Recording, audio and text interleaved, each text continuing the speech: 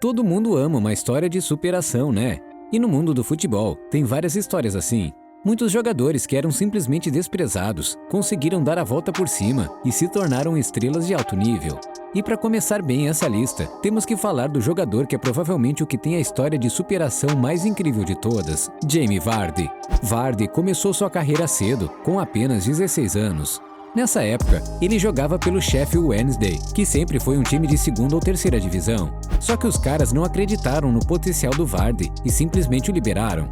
E aí o cara começou a passar por vários clubes pequenos e chegou a jogar até no Northern Premier League, que é uma divisão do campeonato inglês, que tem times semi-profissionais e até amadores. Foi só em 2012, quando o Vardy tinha 25 anos, que ele se transferiu para o Leicester. E cara, naquela época, o Leicester também era um time pequeno, e Vardy foi para lá, para ser só um reserva. Só que o cara foi mostrando que jogava bem, foi conquistando seu espaço. Com o tempo você sabe o que aconteceu, né? Vardy, Kanté, Mahrez e alguns outros jogadores fizeram aquela campanha histórica que deu o título da Premier League para o modesto Leicester City. E o Vardy, que aos 25 anos tinha chegado para ser o reserva de um time da segunda divisão, chegou a vestir a camisa da seleção inglesa. Fala se essa não é uma história incrível de superação? Por mais que sua carreira parecesse afundada, Vardy nunca desistiu de ser um jogador de futebol e conseguiu realizar seu sonho. Deco. Esse aqui é provavelmente o melhor jogador brasileiro que não jogou pelo Brasil. Pois é, Deco é brasileiro e nasceu em São Paulo. E foi lá também que ele iniciou sua carreira no futebol. Deco jogou em uma porrada de times pequenos nas categorias de base, até que chegou ao Corinthians, onde fez sua estreia profissional.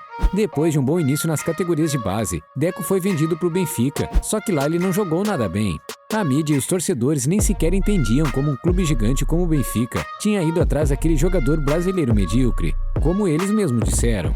Depois disso, Deco foi negociado com times pequenos lá mesmo de Portugal e o cara começou a dar a volta por cima. Especialmente pelos Salgueiros, Deco jogou bem o suficiente para ser contratado pelo Porto e lá ele se tornou um dos melhores do mundo. Para você ter uma ideia de como não estou exagerando, Deco ganhou além de um monte de campeonatos e taças lá mesmo de Portugal, como ajudou o Porto a ser campeão da Champions League. Cara, imagina só isso, um time como o Porto ser campeão da Liga dos Campeões, o campeonato mais disputado de todos. E claro que o Deco era o principal jogador desse time. Depois disso, ele ganhou o prêmio de melhor jogador da Europa e foi contratado pelo Barcelona, onde fez parte daquele time que tinha Ronaldinho e Samuel Eto'o. Lá ele ganhou mais uma Champions, depois foi para o Chelsea e encerrou a carreira aqui no Brasil pelo Fluminense. Mas mano, para pensar nessa virada de chave na carreira do brasileiro naturalizado português. Ele saiu de um jovem fracassado contratado pelo Benfica para o melhor jogador da Europa, pelo maior rival do Benfica. Na moral, essa história merecia um filme.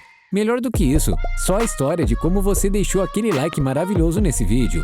E aproveita também para conferir se você está inscrito no canal e com o sininho de notificações ativo para não perder nenhum vídeo do Torcedor Curioso. Diego Forlán. Esse aqui fez história no Brasil, né? Mas antes de vir jogar no Internacional e se tornar o melhor jogador de uma Copa do Mundo, Forlán passou por um momento terrível na sua carreira. Ele começou sua carreira no Uruguai, obviamente né, mas bem cedo ele foi contratado pelo Independiente da Argentina. Lá, ele foi o jogador de destaque de um time muito ruim do Independiente. Sério, o Forlán até jogou bem, só que mal se destacou, porque o resto do elenco era muito ruim. Apesar disso, Alex Ferguson viu algo de especial no uruguaio e o levou para o Manchester United. Só que no time inglês, Forlán foi terrível. Ele demorou 8 meses para fazer seu primeiro gol e durante os 2 anos que ficou por lá, marcou apenas 17 gols em mais de 90 partidas. Bizarro, né? Principalmente quando pensamos que Forlán sempre foi um centroavante. Enfim, depois dessa passagem terrível na Inglaterra, ele ganhou um monte de apelidos da torcida do United. Ele foi contratado pelo Vila Real, mas assim, a mídia principalmente já acredita que ele não ficaria muito tempo no time espanhol e logo voltaria para algum time pequeno da América do Sul. Só que aí o cara resolveu dar a volta por cima. Pelo Vila Real, que não tinha um timaço, ele conseguiu ser o artilheiro da La Liga e levou aquele time modesto à 3ª colocação do campeonato. Pouco tempo depois, ele foi também o maior artilheiro de competições europeias, junto com Thierry Henry. Vendo que o cara tinha talento, o Atlético de Madrid o contratou para substituir o Fernando Torres. E aí, a torcida e os jornalistas já ficaram com o pé atrás, né? Até porque, da última vez que o Forlán foi para um time maior, ele não conseguiu render. Mas no Atlético foi diferente. Contra todas as desconfianças, Forlán se consolidou como um dos melhores atacantes do mundo. O cara virou artilheiro de tudo quanto é campeonato e foi a principal esperança de gols do time de Madrid por muitos anos. Se tornou, inclusive, o maior artilheiro uruguaio de toda a história da La Liga. Aquele atacante uruguaio que virou piada em Manchester por não conseguir fazer gols, deu a volta por cima e se tornou um dos artilheiros do futebol mundial. Incrível, né? Casemiro. Não tinha como fazer uma lista de superações sem colocar o Casemiro nessa lista. O volante da seleção brasileira começou sua carreira profissional no São Paulo. Só que lá, ele foi muito criticado pela torcida do seu próprio clube. Você que está assistindo esse vídeo e é São Paulino, com certeza vai negar isso daí. Mas a verdade é que o Casemiro era criticado demais, tanto pela torcida quanto pela mídia. Pra mim, se eu jogar de goleiro, de zagueiro, eu vou estar feliz, cara. O importante pra mim é jogar, entendeu? No ano de 2011, por exemplo, Casemiro revelou que chorou por causa das vaias da torcida e das críticas dos dirigentes do clube. E assim, não era que o Casemiro fosse um jogador ruim. Na verdade, ele participou de várias convocações para a seleção de base. Mas ele acabou deixando essa fama subir para a cabeça e começou a fazer um monte de besteiras na carreira. Casemiro começou a não se dedicar tanto aos treinos, desobedeceu os comandos do seu técnico e acabou não conseguindo se firmar como titular absoluto. Então, dessa vez, eu até dou um desconto para os torcedores do São Paulo. Mas assim, na época, todo mundo achou que o Casemiro estava acabado.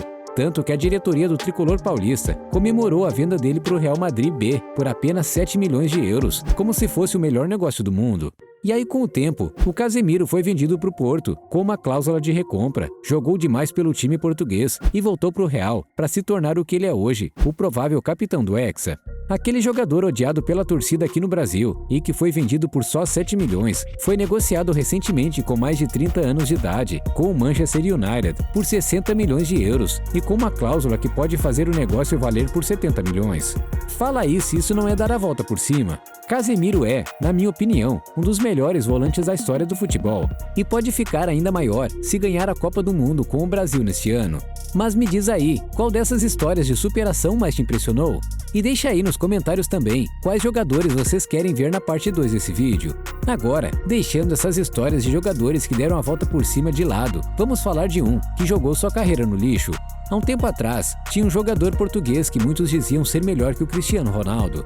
Tipo, o próprio CR7 disse numa entrevista que esse jogador era melhor. Só que alguma coisa deu errado, né?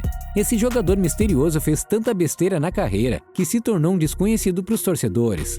Ficou curioso? Então clica no vídeo que está aparecendo na sua tela para conhecer a história trágica de um dos jogadores mais promissores da história.